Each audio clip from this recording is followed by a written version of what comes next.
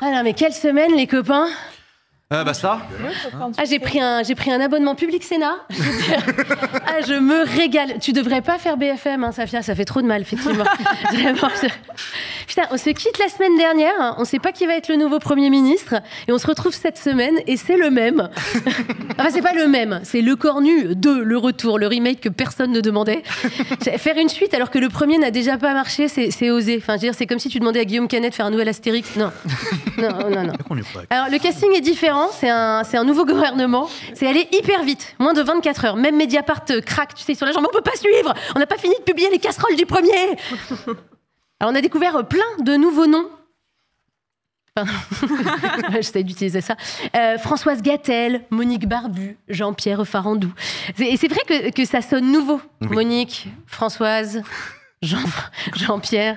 Tu sais, les derniers candidats du gouvernement, ils étaient en fait au club de bridge. Il n'y avait plus que là, en fait, pour aller les chercher.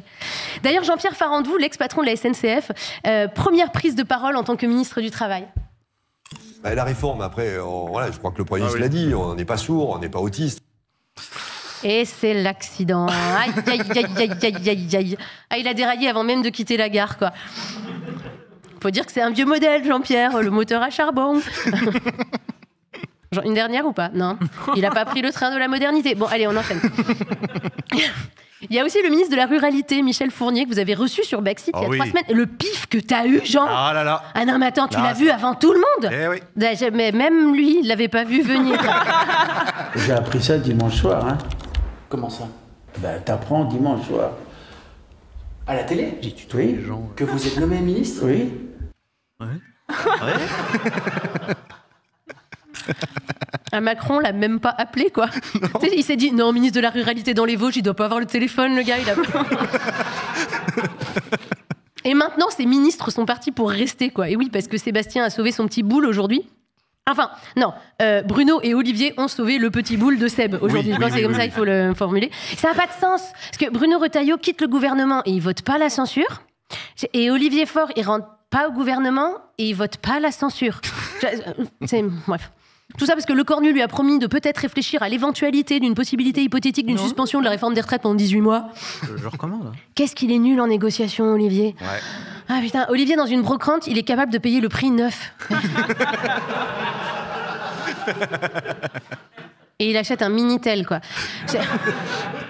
Il est si nul en négociation que dans une prise d'otage, à la fin de la négo, il y a encore plus d'otages. Non, après, c'est le PS, tu sais, on n'est pas à l'abri qu'ils trahissent leur propre trahison. Tout le monde se met des coups de couteau, tu sais, c'est une partie de pique pirate géant. Pique pirate, tu sais, c'était un jeu de société dans les années 90 où il fallait planter des couteaux dans le tonneau du pirate pour faire sauter le pirate. Et ben en 2025, ça s'appellerait Censure Seb. En ce moment, se joue une partie intense à gauche. Méluche et Tondelier, tu sais, ils plantent tous les couteaux qu'ils peuvent. Et Fort, apparemment, il n'a pas compris les règles. Et pourtant, elles étaient dans le programme du NFP, les règles, hein, peut-être qu'il les a pas lues. C'est vrai qu'Olivier, c'est le genre de mec qui sait signer les contrats sans lire les conditions générales. De l'autre côté du Rio Grande, un autre drame se joue. Précédemment, dans Los Republicanos, le chaos règne sur la Startup Nation France. Le terrible El Macron, reclus dans sa hacienda, a choisi comme nouvel homme de main Sebastián El Cornito, dit El Demisionador, qui après sa 26e tentative de fuite a fini par accepter son sort, être brutalisé par El Macron. Alors que l'avenir du cartel est incertain, certains macronistos s'attaquent à leur propre chef. Gabriele Attal, son figlio prodigio, el ángel de San Germano, el niño todo perdido, a mis le premier coup dans le dos. Alors qu'El Macron encaisse cette première trahison, Eduardo Felipe, brigante del Horizonte, lui assène un deuxième camouflet, exigeant publiquement sa démission. Il expliqua pourtant à ses fidèles « Oui, il veut tuer le chef du cartel, mais c'est un secreto ». Cette période d'incertitude fait tomber les masques du côté de Los Republicanos, déjà bien atteints par la perte de leur ancien padrino historico, Nico Sarkobar. El Caïd des Kadhafi en chemin pour le mitard. Bruno Retailleau, ancien matador de l'intérieur et actuel chef de Los Republicanos, a choisi de quitter El Macron, interdisant dès lors à tout membre de sa familia de faire ce que lui-même avait fait pour ravir sa place à Lorenzo Wauquiez, el dueño des diners chéros de la montaña. La Rachidita, n'ayant que faire des règles et des lois, enfin surtout des lois, a choisi, elle, de rester auprès d'El Macron. Sera-t-elle exclue de Los Republicanos tout en les représentant à la bataille de la capitale? Qui d'autre poignardera El Macron?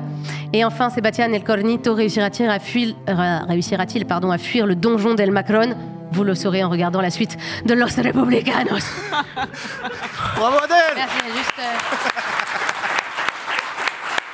On a tenté une synchronisation son et lumière. Hop, non, mais pas toutes les images de suite. Non, on éteint les images, la régie. Non, ça va trop vite. On fait des bêtises. Ce soir, vous recevez donc Ian Brossat, sénateur communiste de Paris. Ses parents étaient militants LCR et lui a décidé de militer au Parti communiste. Comme ça doit être dur d'avoir un enfant de droite.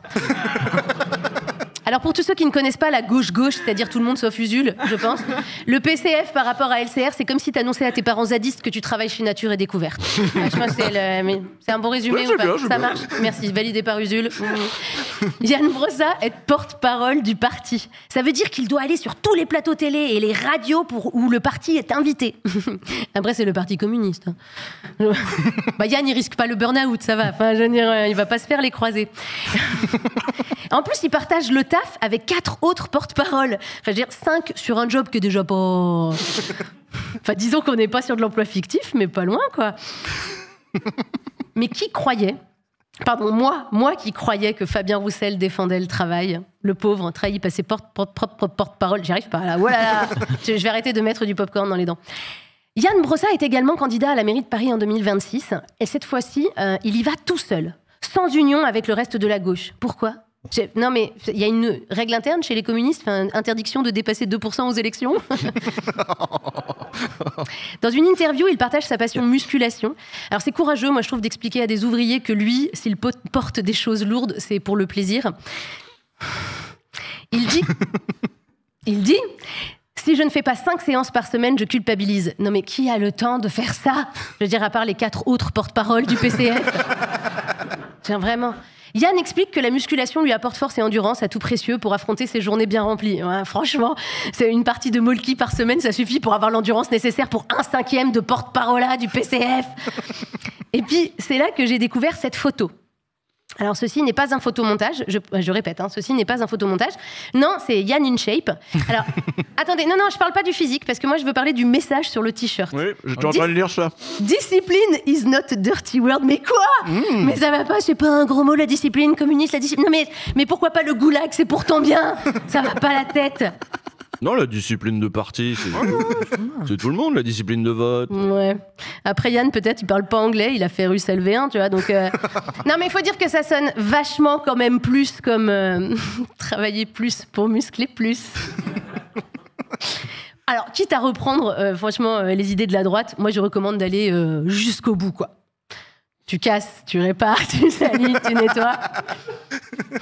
Voilà. Et moi, je vous recommande tous de venir voir mon spectacle tous les vendredis 21h à la Nouvelle Scène et maintenant en tournée dans toute la France, toutes les infos dans le chat. Merci, bisous. Merci Adèle.